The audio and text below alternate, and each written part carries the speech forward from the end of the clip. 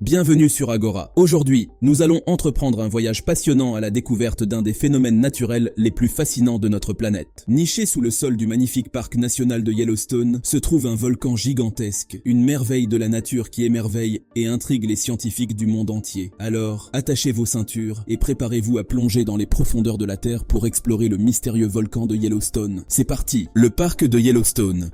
Fondé en 1872, le parc national de Yellowstone détient le titre du plus ancien parc américain. Son récit débute il y a environ 16,5 millions d'années, à une époque où le sud-est de l'Oregon actuel était situé au-dessus d'un point chaud, émettant une masse considérable de matière chaude depuis les profondeurs du manteau terrestre. Actuellement, Yellowstone est centré sur ce point chaud, et ses formations rocheuses conservent des traces des 3 éruptions les plus récentes de cette progression. Ces événements sont connus sous le nom d'éruptions de supervolcans, largement célèbres dans la culture populaire. Les scientifiques préfèrent utiliser le terme système de caldeira pour le décrire, car le terme supervolcan est jugé trop simpliste, ne représentant qu'une fraction de l'histoire géologique. Ces 3 éruptions ont été véritablement catastrophiques. Chacune d'elles a formé d'immenses calderas ou supervolcans.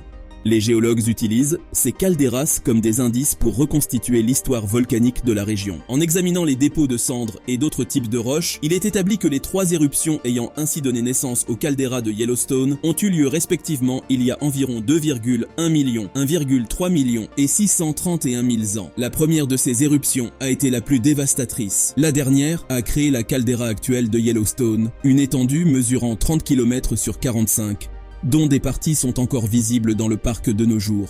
Il est essentiel de souligner que chaque éruption formant une caldeira a été précédée et suivie par des périodes d'éruptions plus petites, principalement sous la forme de coulées de lave lente. Ainsi, la majeure partie de l'activité volcanique à Yellowstone s'est manifestée par des éruptions moins importantes. En considérant cette perspective, il semble bien plus probable que toute activité volcanique future à Yellowstone se traduirait par une coulée de lave, éventuellement accompagnée d'une légère chute de cendres, plutôt que par une nouvelle éruption formant une caldeira. Entre 2004 et 2008, la surface du cratère de Yellowstone a connu une augmentation d'environ 7,6 cm par an, soit plus de 3 fois la mesure observée depuis le début des relevés en 1923, selon les scientifiques de l'US Geological Survey, de l'Université de l'Utah, du National Park Service et du Yellowstone Volcano Observatory. Ces experts affirment: nous ne disposons d'aucune preuve suggérant qu'une autre éruption cataclysmique surviendra à Yellowstone dans un avenir prévisible. Les intervalles entre ces événements ne suivent ni une régularité, ni une prédictibilité. En résumé, les preuves géologiques suggèrent qu'une nouvelle éruption formant une caldeira est extrêmement improbable dans le laps de temps qui préoccupe l'humanité. Les visiteurs de Yellowstone n'ont qu'à respecter les règles du parc, faire preuve de bon sens pour un voyage sûr et agréable, et appréhender l'histoire géologique fascinante de Yellowstone avec une perspective mesurée sur les véritables risques géologiques. Toutefois, il est important de noter que ces études fournissent des données qui, malgré tout, ne sont pas parfaitement précises.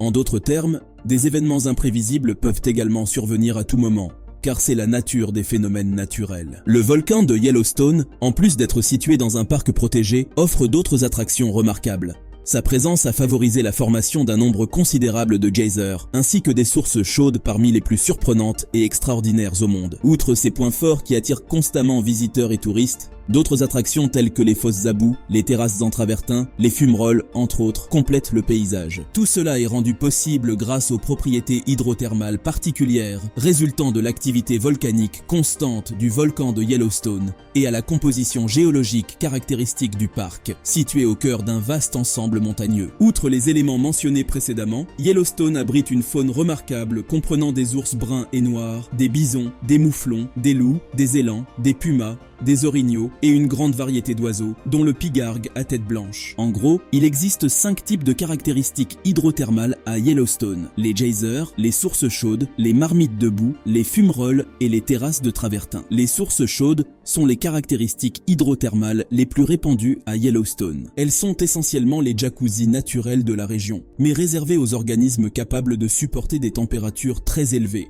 Elles présentent une variété de couleurs grâce aux micro-organismes résistants à la chaleur qui les peuplent. Le fonctionnement d'une source chaude est relativement simple. L'eau de pluie s'infiltre dans le sol, chauffée par le magma souterrain. À travers les fissures du sol, cette eau chaude remonte à la surface, créant ainsi l'effet de jacuzzi. Les geysers, comparables aux sources chaudes, se distinguent par une plomberie souterraine légèrement obstruée, les contraignant à accumuler une pression qui doit être périodiquement libérée. Quant aux pots de boue, ils sont décrits comme des bains-maries naturels. Une dépression imperméable dans le sol recueille l'eau, souvent une couche d'argile, tandis que l'eau sous la surface s'enflamme et se libère sous forme de vapeur, réchauffant ainsi l'eau de surface recueillie. Bien qu'il dégage généralement une odeur d'œuf pourri en raison de la présence de sulfure d'hydrogène gazeux, les oxydes de fer peuvent également colorer ces zones en rose, beige et gris, d'où leur surnom affectueux de pot de peinture. Les fumerolles, terme fantaisiste pour désigner un évent de vapeur, se produisent lorsque le système hydrothermal contient peu d'eau, la faisant bouillir avant d'atteindre la surface sous forme de vapeur et d'autres gaz. Certaines fumerolles émettent un sifflement,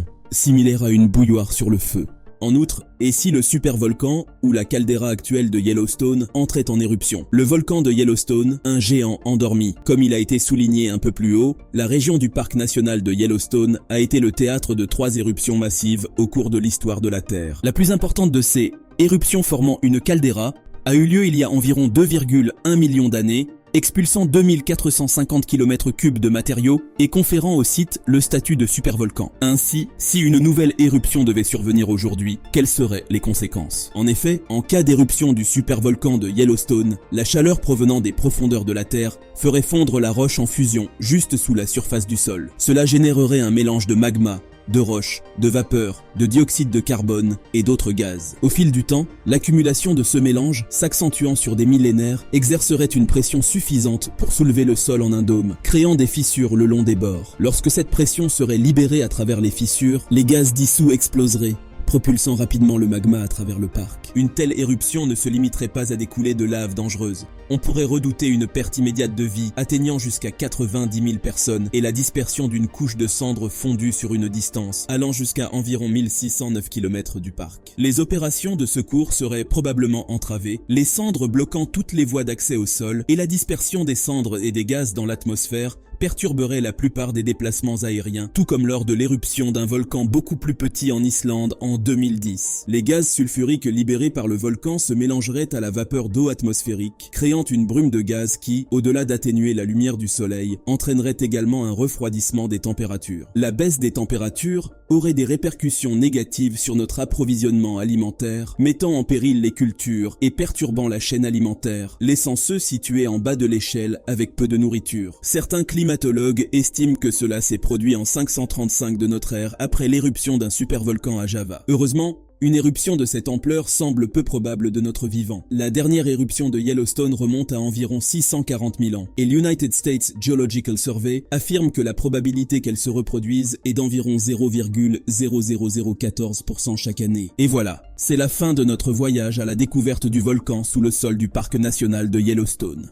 J'espère que vous avez apprécié cette aventure autant que nous. Si c'est le cas, n'hésitez pas à montrer votre soutien en cliquant sur le bouton j'aime et en laissant un commentaire pour partager vos impressions. N'oubliez pas d'activer la cloche de notification pour ne manquer aucune de nos futures explorations. Et surtout, partagez cette vidéo avec vos amis et votre famille pour leur faire découvrir les merveilles de notre planète. Merci de nous avoir accompagnés aujourd'hui et à très bientôt pour une nouvelle aventure.